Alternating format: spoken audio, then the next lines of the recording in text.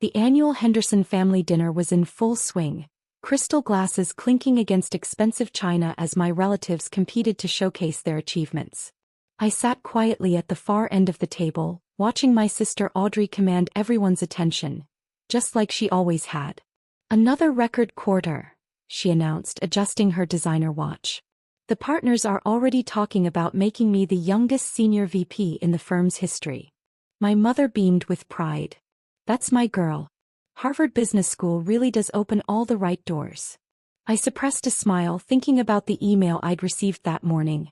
The one confirming that my company, Nova Technologies, had just been valued at $4.2 billion. The one explaining that Forbes wanted to feature me in next month's issue.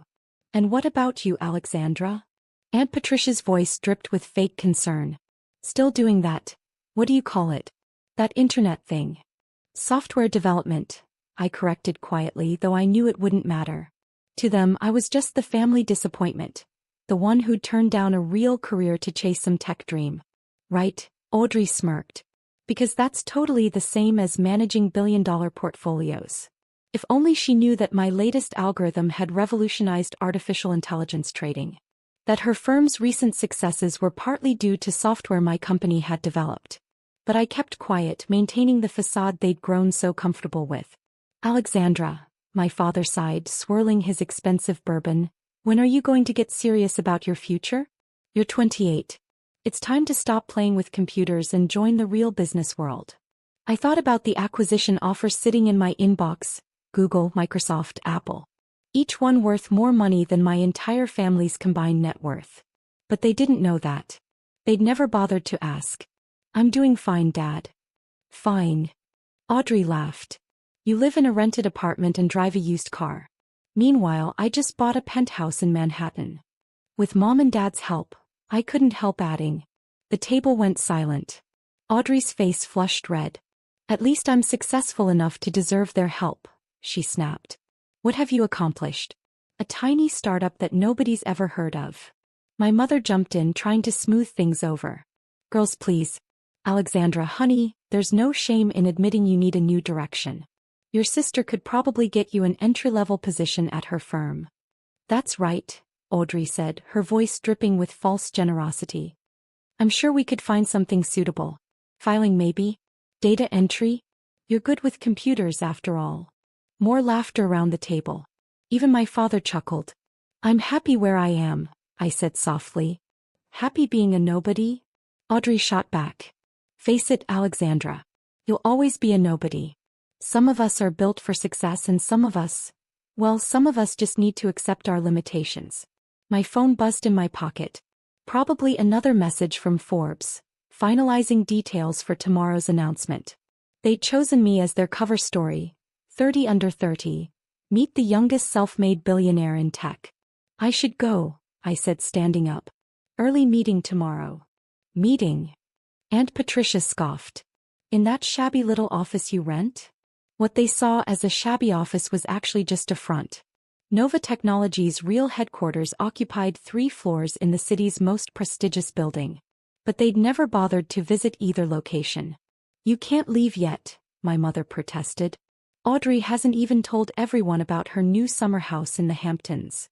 "Bought with my latest bonus," Audrey preened. "Though I suppose that kind of success is hard to understand when you're still trying to make it in the startup world." I paused at the door. "You know what the funny thing is? All these years, you've never once asked what my company actually does. Why bother?" Audrey waved her hand dismissively. "It's not like you're changing the world or anything."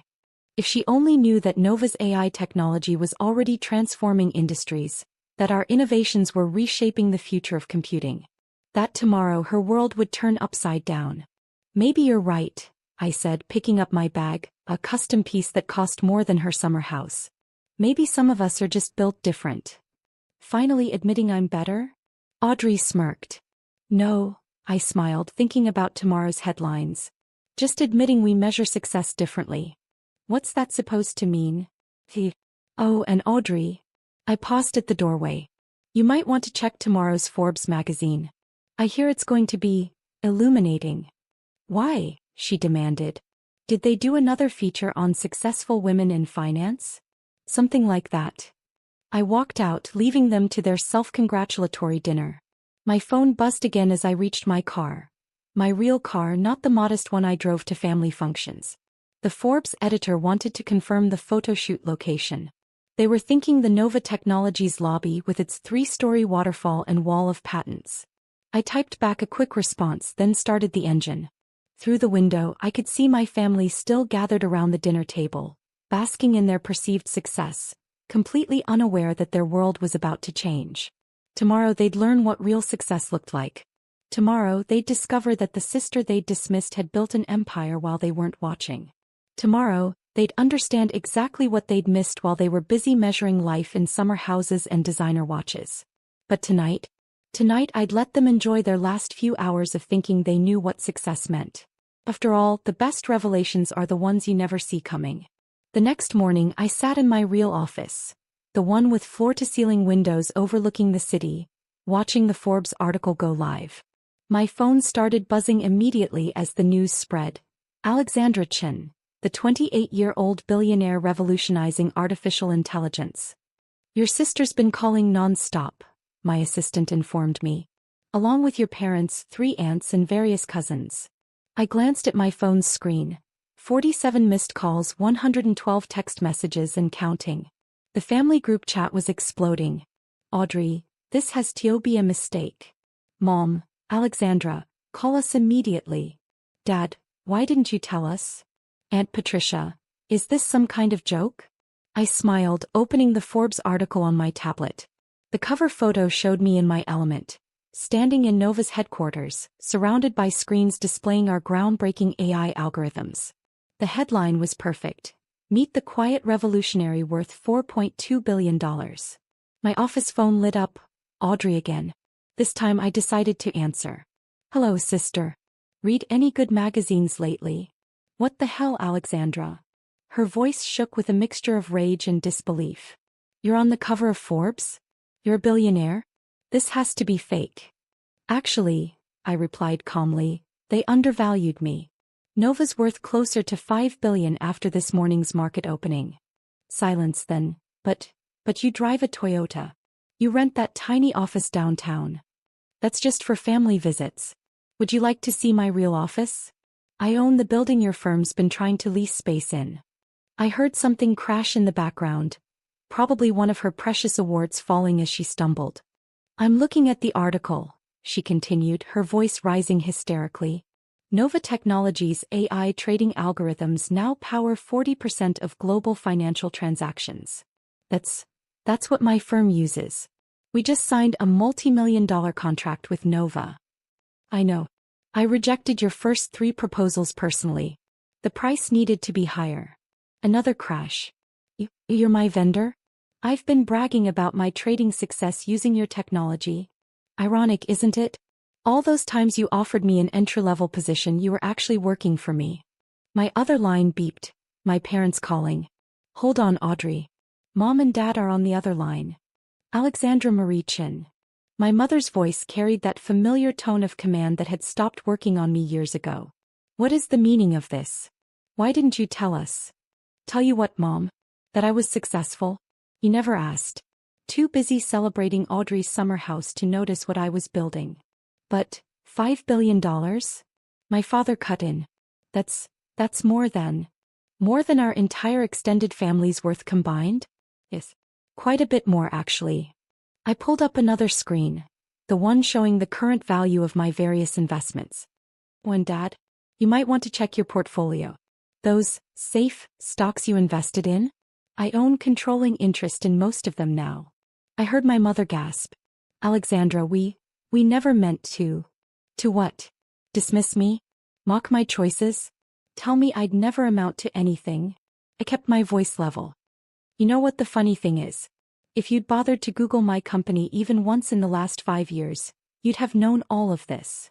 The line beeped again, Audrey rejoining the call. This isn't fair. I did everything right. Harvard finance, the corporate ladder. And I did everything my way. I cut in. Built something from nothing. Created actual value instead of just managing other people's money. Speaking of which, Audrey, Nova's reviewing all our contracts next week. Your firm might want to prepare for that. You wouldn't dare, she sputtered. Why not? Isn't this how real business works? That's what you've been trying to teach me all these years, right? My assistant knocked on the door.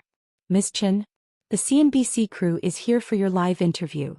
I have to go, I told my stunned family. Business to run, you understand. Oh, and Mom? About that tiny apartment I rent? I actually own the building. All 30 floors of it. Before they could respond, I hung up and turned to the wall of screens displaying Nova's global operations. My phone immediately lit up with new messages. Audrey, we need to talk about the contract. Mom, please let's have dinner to discuss this. Dad, I always believed in you, Princess. Aunt Patricia, your cousin needs a job. I turned off my phone and straightened my jacket, preparing for the interview. The headlines were still rolling in. Nova Technologies revolutionizes AI trading. Alexandra Chin, the silent billionaire, tech's newest power player, has been hiding in plain sight. My assistant returned. Your sister just showed up in the lobby. She's demanding to see you. I glanced at the security feed. Audrey stood there in her designer suit, clutching the Forbes magazine, looking completely out of her depth. Tell her she can schedule a meeting through proper channels. Just like any other vendor. And your parents? They're on their way too. I smiled, thinking about all the family dinners where I'd sat quietly, letting them believe what they wanted to believe. Tell them I'm busy. I have an empire to run. As I walked into the interview, I could see my family's messages still pouring in, desperate attempts to be part of a success story they'd never believed in. But I had more important things to focus on. After all, billions in assets don't manage themselves. The CNBC reporter beamed at me. Miss Chin, you've managed to build one of the most revolutionary companies in tech while staying completely under the radar. How did no one see this coming? I thought about my family, probably still reeling from their morning reading material. Some people only see what they expect to see. They measure success by summer houses and job titles, missing the real innovations happening right in front of them. And now, with everyone watching, I smiled, thinking about the next phase of Nova's expansion. The one that would make today's valuation look small. Now they'll have to watch someone they called a nobody reshape the future. Sometimes the best success story is the one nobody saw coming. My phone buzzed one final time. Audrey again. Please, I need this contract. My bonus depends on it. I turned off the phone and faced the cameras. After all, real billionaires don't have time for small thinking. We're too busy changing the world.